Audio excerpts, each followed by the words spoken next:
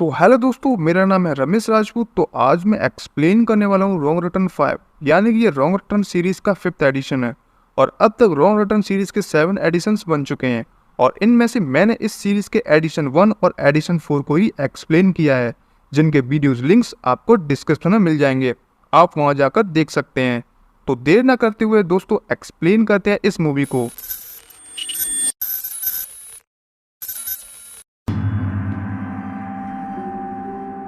तो आज की कहानी शुरू होती है वेस्ट वर्जीनिया सिटी से, जहां हम देख पाते हैं बहुत सारे लोगों को जो कि माउंटेन मेन फेस्टिवल में सेलिब्रेट कर रहे होते हैं, जिसमें वो लोग क्रीपीज, स्ट्रेंज और हिलविलिस गेटअप में बनकर घूम रहे होते हैं। और इस फेस्टिवल की न्यूज़ को कवर कर रही थी एक न्यूज़ रिपोर्टर जिसका नाम है कलीन। और अब कलीन न्यूज़ कवर करके वहाँ से वॉकिंग के लिए निकल जाती है, और वॉक करते करते वो एक सुनसान जंगल में पहुँच जाती है, जहाँ उसे उसके सामने सॉटूथ दिखाई देता है और उसके पास आकर खड़ा हो जाता है, लेकिन वो उसे देखकर हंसने लग जाती है। दरअसल उस फेस्टिवल की वजह से हर कोई उसी गेटअप में घूम रहा था। उसे लगा कि ये लोग मेरे साथ प्रैंक कर रहे हैं, लेकिन वो उसे वहां से इग्नोर करके आगे बढ़ती है। और कुछ दूर आगे बढ़ने के बाद उसे वन आई मिलता है, जिसके हाथ में एक चाकू होता है, और वो उसे भी इग्नोर करके आगे बढ़ जाती है। और अब उसके सामने आ जाता है थ्री फिंगर, और थ्री फिंगर से तो आप लोग रूबरू होंगे ही, क्योंकि ये उन दोनों में से सबसे ज्यादा खतरनाक आदमखोर है। इसके मन में जो आता है वो ही करता है, और अब इसका अंजाम ये लड़की भुगतेगी। खैर, कहानी पर आते हैं। वो कलीन के सामने आ खड़ा होता है और उसे आगे नहीं बढ़ने देता। अब कलीन उसे एक फिंगर दिखाती है, लेकिन तभी थ्री फिंगर चाकू निकालकर उसकी उंगली को ही काट डालता है। और अब वो वहां से चीखने चिल्लाते भागने लगती है कि तभी वहां एक आदमी आकर कलीन को बचाकर अपने साथ आगे ले जाता है। दरअसल वो आदमी और कोई नहीं बल्कि मेनार्ड था। वो उस लड़की की हेल्प करने का ढोंग कर रहा था, जिससे कि वो उसे आगे ले जाकर खुद मार सके। और अब वो ऐसा ही करता है, एक कुल्हाड़ी की मदद से उसे काट डालता है। और यहाँ पर हम जान पाते हैं कि वो तीनों इलीगल ब्रदर्स उसके लिए ही काम कर रहे होते हैं। पिछली फिल्म में यानी कि रॉन्ग रिटर्न 4 में सैनिटोरियम से निकलकर वो फाइनली वापस से मेनार्ड को मिल गए थे, और अब वो उसी के साथ रहते हैं और उसके लिए ही काम करते हैं। और वो भी इन तीनों भाइयों जैसा ही है, और उसका भी काम लोगों को बड़ी बेरहमी से मारना और काटना है, और मारने के बाद वो उन्हें खा जाता है। और अब वो लोग कलीन की बॉडी को अपने कैबिन में ले जाकर काटना शुरू कर देते हैं कि तभी मेनार्ड उन सब पर बहुत गुस्सा करता है। दरअसल वो तीनों सबूतों को ठिकाने नहीं लगाया करते थे, इसीलिए वो तीनों मेनार्ड से डर कर रहते हैं। खैर, इसके बाद अब हमें 5 कॉलिन फ्रेंड्स कार से आते हुए दिखाई देते हैं, जो कि उसी माउंटेन म्यूजिक फेस्टिवल में जा रहे होते हैं। और अब मेनार्ड उनकी कार के सामने आकर खड़ा हो जाता है, और उसको बचाने के चक्कर में जिससे उनकी कार एक पेड़ में जाकर लगती है, पर उनमें से किसी को भी चोट नहीं लगती। और लेकिन मेनार्ड ऐसे दिखावा कर रहा था कि उसका एक्सीडेंट हो गया हो, लेकिन बिली जो कार चला रहा था वो कहता है उससे कार टच भी नहीं हुई, फिर कैसे उसका एक्सीडेंट हो सकता है। लेकिन तभी वो तीनों उसे चेक करने जाते हैं कि तभी वो बिल्ली पर चाकू से अटैक कर देता है, जिस पर सभी तीनों फ्रेंड्स मिलकर मेनार्ड को खूब मारते हैं और पिटाई करते हैं। और वहीं दूसरी तरफ जंगल में से तीनों इलीगल ब्रदर्स उन्हें देख रहे होते हैं और उन पर हमला करने को होते हैं कि तभी वहाँ पुलिस, शेरिफ एंजेला और बिक्स आ जाते हैं। एंजेला उन सबको अरेस्ट करके अपने साथ ले जाती है और वहाँ बिक्स को रुकने की बोलती है। खैर, अब उनके जाने के बाद वो तीनों बिक्स पर हमला करके उसे मौत के घाट उतार देते हैं। और दूसरी तरफ बिली सारा इल्जाम खुद पर लेकर अपने दोस्तों को जेल से छुड़वा देता है। फिर इसके बाद वो सारे दोस्त एक होटल में जाकर ठहरते हैं। और अब शेरिफ एंजेला को इन्वेस्टिगेशन करने के दौरान ये पता चलता है कि मेनार्ड एक वांटेड सीरियल किलर है, जिससे कि वो हाईजेस्ट अथॉरिटी को उसके बारे में इन्फॉर्म कर देती है, जिस पर वो लोग कल सुबह आकर उसे ले जाने के लिए कहते हैं।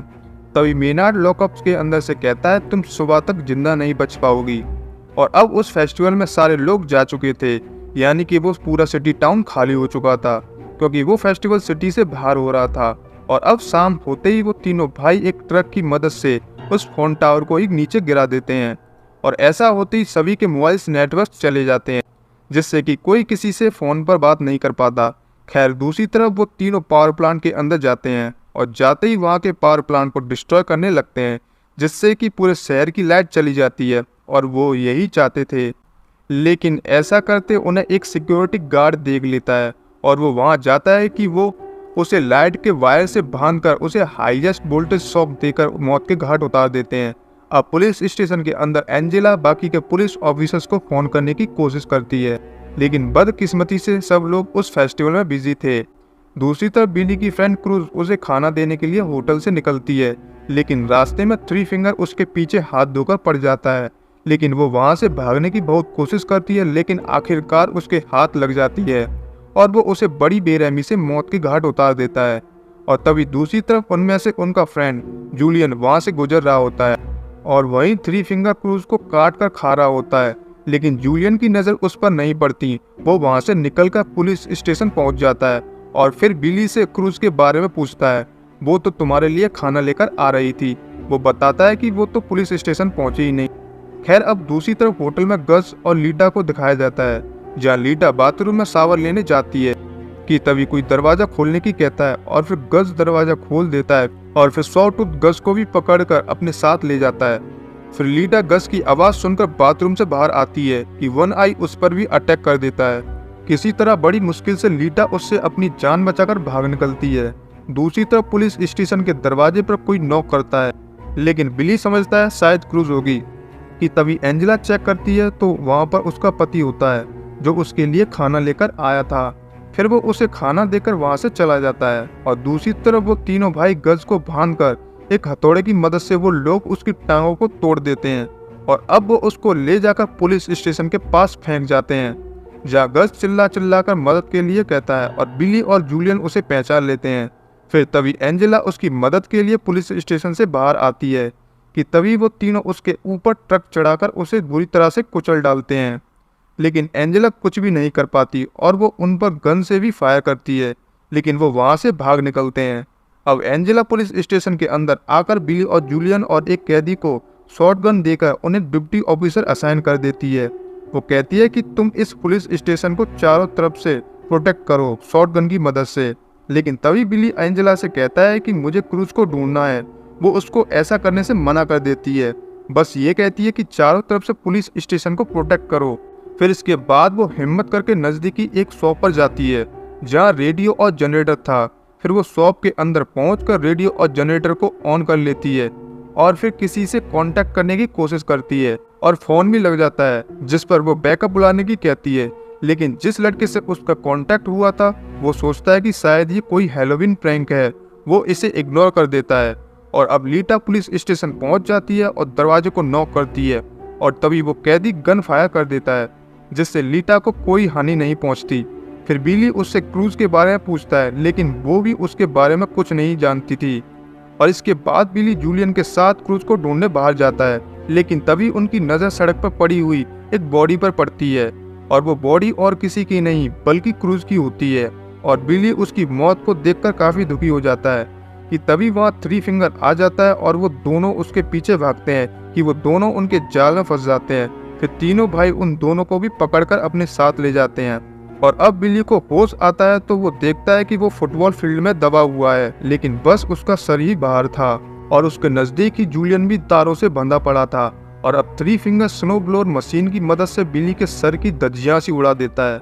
और इसके बाद बारी थी जूलियन की और अब उसको भी मशीन से काट कर मार देता है।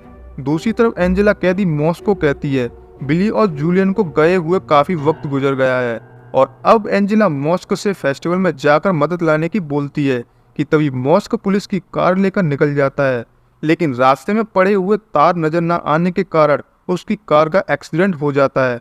दरअसल वो तार रोड के बीचों बीच उन तीनों भाइयों ने डाले थे और अब वो तीनों भाई उसे कार से निकालकर पुलिस स्टेशन के नज़दीक एक जगह पर लाकर एक ड्राम में डालकर बंद करके उसके नीचे से आग लगा देते हैं। फिर एंजेला को मॉस्क के चीखने की आवाज़ सुनाई देती है और वो उसे बाहर बचाने जाती है और जैसे ही वो उस शॉप तक पहुंचती है कि तभी वहां पर बहुत बड़ा ब्लास्ट हो जाता है और एंजेला काफ़ी हद तक इंजर्ड हो जाती है। दूसरी तरफ पुलिस स्टेशन में मेनार्ड लीटा को फुसलाने की कोशिश करता है और वो मान भी जाती है, जिससे वो उसे लॉकअप से खोल देती है। लेकिन मेनार्ड लीटा की दोनों आंखों को फोड़ देता है और वो फिर चिल्लाती हुई पुलिस स्टेशन से बाहर आती है। और दूसरी तरफ एंजेला जमीन पर पड़ी हुई थी कि तभी वहां से उठकर लीटा को बचाने भागती है। फिर तभी मेनार्ड भी बाहर आ जाता है और गन से शूट करने को होता है कि उससे पहले एंजेला गन से फायर करके उसके शोल्डर पर गोली चला देती है इसके बाद वो उन दोनों को पुलिस स्टेशन के अंदर ले जाती है और मेनार्ड को फिर से लॉकअप में बंद कर देती है। फिर इसके बाद एंजेला खुद बाहर जाकर मदद के लिए जाती है कि तभी उसे कार में उसका हस्बैंड दिखाई देता है और वो कार के अंदर तारों से चाकू के जरिए बंधा हुआ था और जैसे ही एंजेला दरवाजा खोलेगी तो उसका पेट चाकू से कट जाएगा। लेकिन वो अनजान थी, वो ऐसा ही करती है, कार के गेट को खोल देती है जिससे उसका पेट चाकू से चिर जाता है कि तभी थ्री फिंगर एक ट्रक को बड़ी तेज लाकर कार में ठोक देता है। लेकिन एंजेला अपनी जान तो बचा लेती है कि तभी थ्री फिंगर ट्रक से बाहर आकर उसे इतना मारता है वो बेहोश हो जाती है। दूसरी तरफ मेनार्ड लीटा को पूरी जिंदगी टॉर्चर करने की धमकी देता है, लेकिन वो उसकी बातों को इग्नोर करके पुलिस स्टेशन से चली जाती है। इसके बाद एंजेला को होश आता है तो वो देखती है कि वो पुलिस स्टेशन में बंधी हुई है। वो तीनों भाई पुलिस स्टेशन के अंदर चारों ओर पेट्रोल डाल रहे होते हैं। फिर मेनार्ड एंजेला को कहता है उसके पास मरने के लिए दो रास्ते हैं, जिस पर वो बताता है पहला, या तो वो जलकर मरना पसंद करे, दूसरा या फिर उसके फेस से एक शॉटगन अटैच है और इस गन का ट्रिगर उसके पैरों के नीचे है। जैसे ही वो अपने पैरों को जमीन पर रखेगी तो उसका सर उड़ जाएगा। वो उसे आसान और दर्दनाक मौत चूज करने की बोलता है। ये बोलकर वो पूरे पुलिस स्टेशन में आग लगाकर वहां से निकल जाता है। जैसे ही वो पुलिस स्टेशन से आकर अपनी कार में बैठता है कि तभी उसे पुलिस स्टेशन के अंदर से एक गन की आवाज़ सुनाई देती है, जिससे कि एंजेला ने आसान मौत चूज की है ये मालूम होता है मेनार्ड को।